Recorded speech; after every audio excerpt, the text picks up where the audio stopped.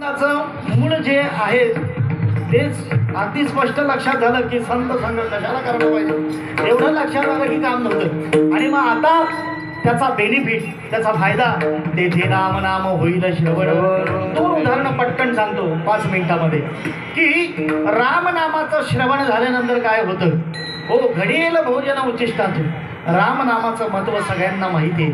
सुरुवातीला मी कथन केलं की हनुमंतरायामध्ये जी शक्ती प्रविष्ट झाली ती केवळ रामनामाची शक्ती, एवढं मोठं कार्य त्यांनी केलं। पण लक्षात घ्या, या रामनामाचं फळ सांगतात हो कबीर महाराजांचा मुलगा कमाल आणि एक दिवस एका गावामध्ये नदीमध्ये स्नान करत होते। गावातल्या एका सावकाराला रोग झाला होता, रोग त्याचा बरा होत नव्हता, अनेक उपचार केले, रामनामाचं महत्त्व सांगतो। कबीराच्या मुलांनी सांगितलं काय झालं यांना, म्हटलं यांना रोग झालाय तो बरा होत नाही। म्हटलं मी उपचार करू का, म्हटलं करा ना। त्याने एका वाटीमध्ये पाणी मागवलं आणि मागवल्यानंतर 3 वेळा तो राम राम आणि राम म्हटला आणि ते वाटीतलं पाणी अभिमंत्रित केलं बरं का, ते मंत्रित केलं आणि त्या रोग्याला प्यायला दिलं।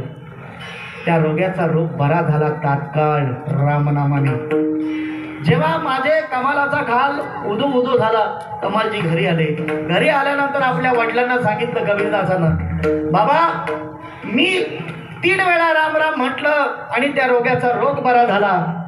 माझे कबीरजी महाराज त्याच्या पुढे जाऊन म्हणतात, अरे बेड्या, अरे त्याचा रोग घालवायला 3 वेळा राम राम बोलायची काय गरज होते, 1 वेळा जरी राम बोलला असता तरी त्याचा रोग गेला असता।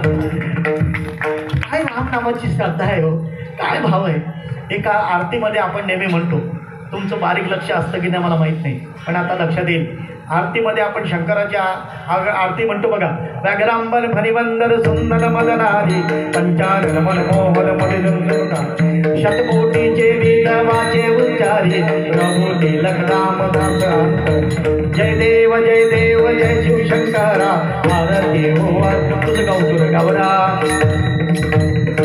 व्याघ्रांबर फणिवंद सुंदर मदनारी पंचानन मनोहर मुनिजन सुखकारी शतकोटीचे बीजवाचे उच्चारी। वाल्मिकांनी 100 कोटीचं रामायण तयार केलं आणि त्याचा विभाग त्याची विभागणी बरं का माझ्या महादेवाने केली। विचार करा हो, 100 कोटीचं राम नामाचं महत्त्व सांगतो। माझे कबीरजी सांगतात, अरे 33 कोटी 33 लाख 33,333 एवढी लोकसंख्या स्वर्गात पाठवली, तेवढीच लोकसंख्या मृत्यू लोकामध्ये ठेवली आणि तेवढीच लोकसंख्या पाताळामध्ये घातली। तरी सुद्धा त्या रामायणामधलं 32 अक्षराचा एक श्लोक शिल्लक राहिला। किती? 32 अक्षराचा। त्यातले 10 श्लोक वरती पाठवले, इथे ठेवले 10 आणि खाली 10 पाठवले। राहिले किती? 2 अक्षर राहिली आणि ती माझ्या महादेवाने ठेवली।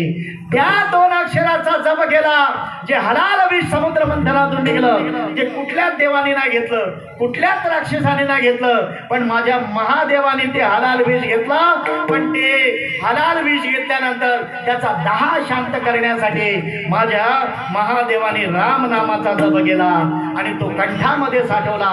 तेव्हापासून महादेवाचं नाव नीलकंठ झालं।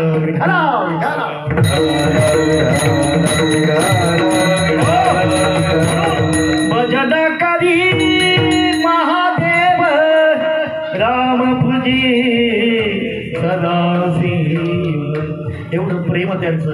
हे रामनामाचं महत्त्व सांगितलं।